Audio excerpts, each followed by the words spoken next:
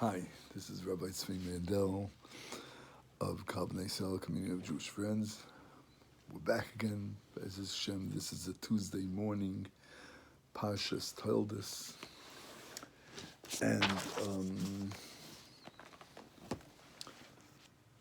the Torah Akdosha, this week's Parsha, starts off with, these are the children, Ela Toldos, Yitzchak ben Avram, Yitzchak son of Avram, Avram Toldos, Yitzchak, Avram gave birth to Yitzchak. And Rashi's quick to comment that the jesters of the generation, like Sani Hadar, would say, they would make fun of Sarah and say, he thinks she's such a holy lady. Avimelech probably made her pregnant.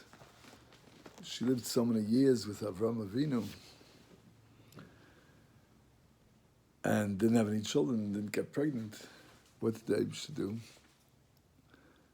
So he made Yitzchak look exactly, even Begashmis, even physically, he looked like his father, like Avram Avinu. So then, Eidus Yesh Avram Toldos Yitzchak. Then already there's witnesses, even in this world, that Avram is the one who made her pregnant. The strength of the horrible attribute of making fun of someone and making away with important things is the same strength, says Rabbi Wolfson in his Sefer, as having simple amunah and simple faith in Hashem. It's just the other side of the coin. There's two sides to the coin. You make fun of someone or an idea or an ideal, whatever it might be. You're making little of something that you either don't understand or the person who you're speaking to doesn't understand.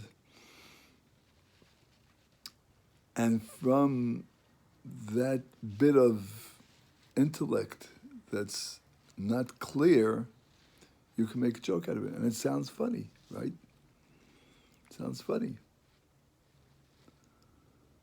The good side of that is that Amunah Pshuta, simple Amunah, which brings simple joy in life, which brings satisfaction in life, and everything that we stand for in Yiddishkeit, is also believing in something that, to an extent, we understand, but there's something missing.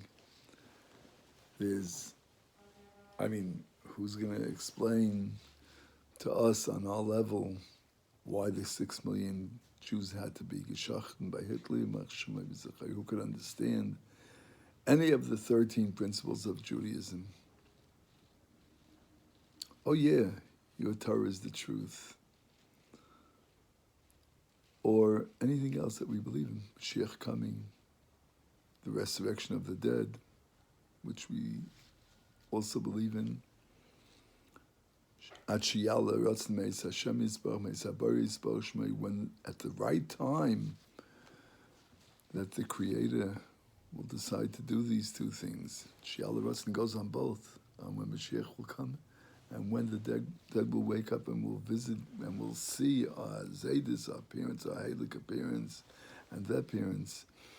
We'll see the Avos HaKadoshim, the holy patriarchs and matriarchs. We'll see the Nevi'im, the prophets, the Noam and Amoraim of the Gemara. We'll see the students of the Baal Shem Tov. We'll see the Baal Shem Tov HaKadosh to Yishayim. So to some extent it makes sense to us, right? One says that every day there's amazing, there's resurrection of the dead, the grass grows, the seasons change, all the things that could prove this, but it's not really proof. Because this is something that we see every day. But to believe that such thing like the dead waking up, the whole world changing for good, coming of Mashiach. You have to be a little idealistic for that. You have to have emunah pshuta, a simple belief. So the two sides of the same coin. Let's see another interesting idea over here. Hashem, after much praying and davening of Yitzchak and his wife Rivka, so that she should have a child, she should become pregnant, says the Torah, "Aser loy Hashem," and Hashem, v'kabel tzloisei, the Targum says, Hashem received his davening. Hashem accepted, is the way we understand it, and answered his prayer, and Rivka became pregnant. Says Rashi, Loi v'loi la, Hashem listened to him and not to her. She'ein doima tfilas tzadik ben tzadik l'tfilas tzadik ben rasha l'fichach loi v'loi la. Because you can't even compare the davening of a tzaddik, son of a tzaddik, as compared to a tzaddik, the son of a rasha, an evil person. And that's why his prayers were answered. For davening, we have to have a schus, we have to have a yichus avos, as we say in the beginning of the Shemoneh Esrei every day. We have to have an inheritance of righteousness. It's not just our own mitzvahs and our own davening and learning. That's why we say, Elokeinu v'ka'abeisenu ka'Avram, l'ka'Yitzchak, l'ka'Yaakov. We mention our forefathers in order to bring down the good hashpahs and to answer our prayers. Says the Heilig Rebbe Levi Yitzchak Baditsheva, you read Rashi wrong. And he says as follows, Kedushas Levi.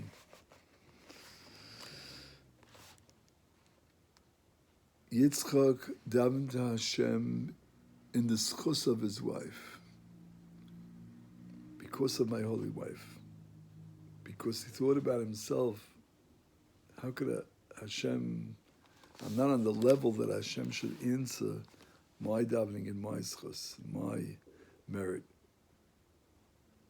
So he said, please Hashem, answer my tefillos because of my wife.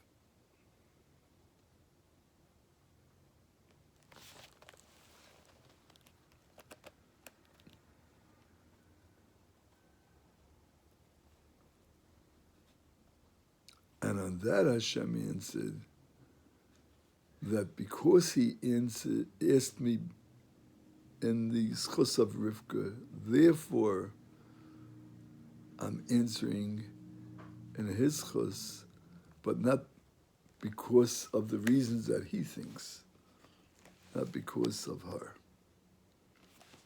Well, twisted, right? So the Chavis Havavis in the Shara Tshuva speaks about the greatness of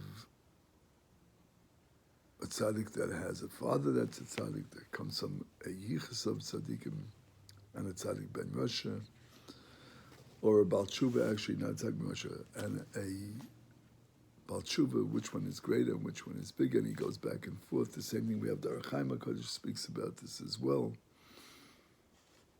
But one thing's definite, that for the schus of tefillah, for the answering of tefillah, we have to have Avram, Yitzchak, and Yaakov in our personal davening every day, and in that case it was Avram, Yitzchak ben Avram.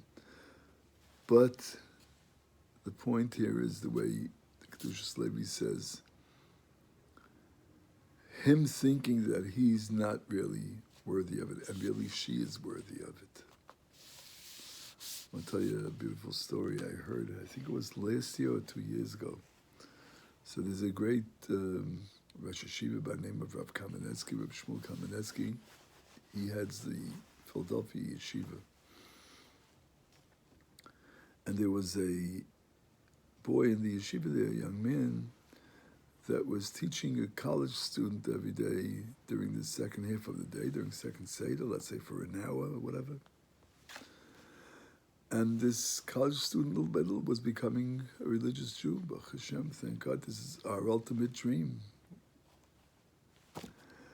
So, but every day in the morning, this college student would attend his classes in the university in Philadelphia, whatever it was, maybe Penn, I don't know. And there he would dress like everybody else, and he had a yarmulke that would look something like, like the Arabs wear, one of those colorful, tall yarmulkes, so he shouldn't stand out with the regular yarmulke like we wear.